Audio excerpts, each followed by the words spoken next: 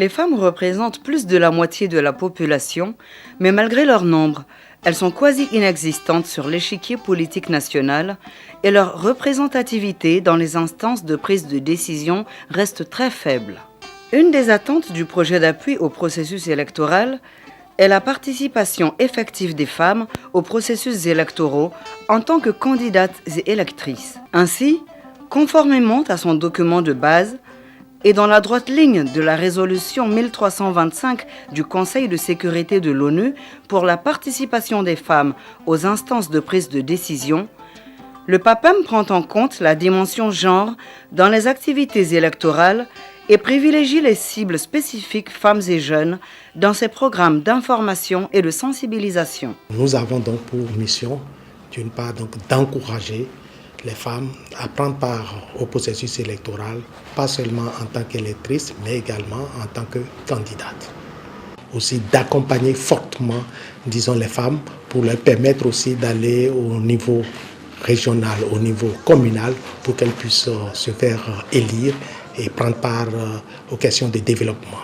Le PNUD, à travers ce projet, veille à la participation des femmes, des organisations féminines, dans le processus électoral, que ce soit l'appui aux candidatures des femmes pour la présidentielle et aussi aux législatives, bientôt les communales.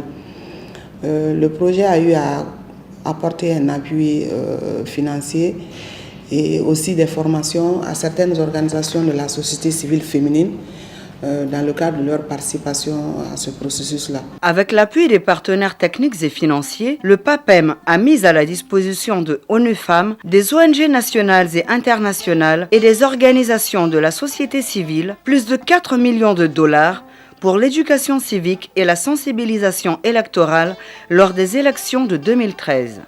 Dans le cadre de la contribution de l'Union européenne au PAPEM, nous avions veillé à ce qu'il y ait une allocation spécifique qui soit ciblée sur les femmes, les jeunes, les couches vulnérables de la société pour favoriser leur participation au processus électoral. Nous sommes convaincus que le temps est venu pour leur faire confiance, pour qu'elles assument un rôle encore plus actif et pour qu'elles se présentent à des postes à responsabilité au niveau local, au niveau régional et au niveau national.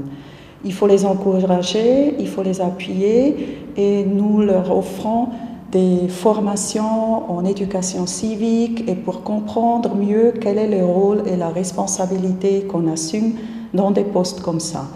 Les structures d'organisation des élections, nous essayons de les appuyer dans l'organisation concrète des élections.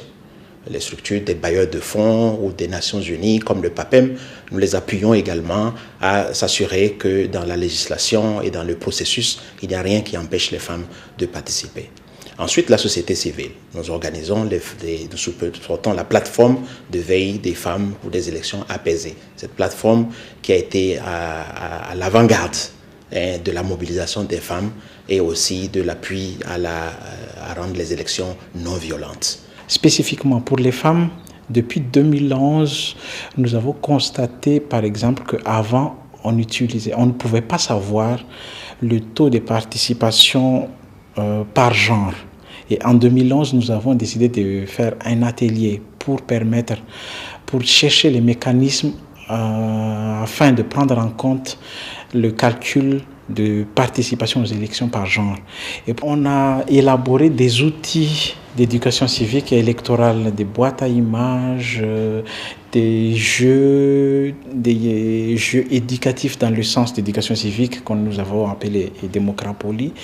On a formé les animateurs de ces ONG, on leur a donné des subventions pour pouvoir mener des campagnes d'éducation civique dans ce sens. Et à travers le PNUD, son unité et PAPEM, on a abordé le genre sous l'angle, dans un premier temps, de la participation et de l'implication effective des populations déplacées et réfugiées dans le processus électoral.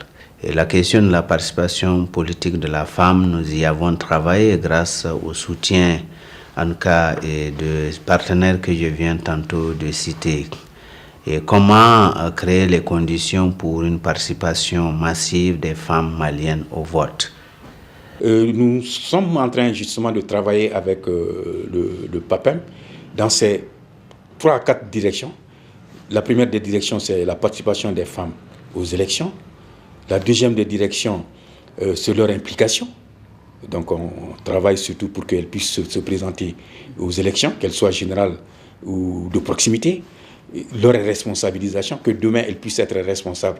Ça veut dire quoi? Des élus, et leur autonomisation, qu'elles puissent demain elles-mêmes se prendre en charge. Pendant les élections présidentielles et les élections législatives, d'abord pour la sensibilisation des femmes et des jeunes pour les élections sans violence et apaisées au Mali, et ensuite par rapport à l'appui aux femmes candidates, toutes les actions que nous avons menées au sein de cette plateforme, nous pouvons dire que le PAPEM est partie prenante de toutes ces actions. Pendant les élections présidentielles et législatives de 2013, EISA a été appuyée par le PAPEM dans le cadre de son projet médiation électorale qui consistait à établir des panels de médiateurs et de médiatrices partout dans le pays en vue de prévenir et gérer les conflits électoraux éventuels. Et ce projet a fait la part belle aux femmes parce que 48% des panélistes partout dans le pays étaient des femmes issues d'organisations de la société civile féminine. Mais en dehors du projet médiation, nous avons aussi travaillé pendant les élections passées avec le cadre de concertation des femmes des partis politiques que nous avons appuyé dans l'organisation d'un certain nombre d'activités relatives à l'inclusion des femmes dans le processus électoral. Pour une présence effective des femmes sur les listes électorales, le PAPEM a financé une trentaine d'OSC pour la mise en œuvre de programmes de sensibilisation à Bamako et dans les régions pour le recensement administratif à vocation d'état civil RAVEC afin qu'un grand nombre de femmes et de nouveaux majeurs puissent disposer de leur carte NINA. De 1992 à 2013, il y a eu beaucoup d'élections au Mali. Mais je fais un constat. À partir de 2013, après la crise, l'engagement du ministère de l'administration territoriale avec ses partenaires de tout le temps, le PAPEM PNUD, nous avons vu que le taux de participation des populations a augmenté. Les femmes vivant avec handicap, leur mobilité vraiment sont souvent très difficiles. Et elles veulent qu'on prenne en compte leur mobilité pour qu'ils puissent aller voter vraiment dans la quiétude et dans la transparence la plus totale. Nous avons également mis en place des commissions de veille que nous avons appelées commissions de veille femmes et élections.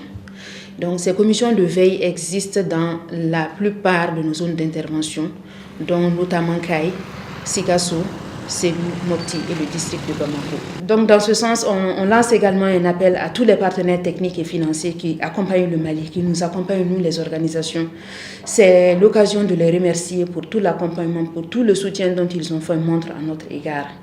Mais encore, il y a beaucoup de choses à faire et ce partenariat, nous comptons sur eux pour qu'il soit encore plus soutenu. Et que nous essayons de voir entre nous qu'est-ce qu'on peut faire davantage pour ce qui concerne les femmes.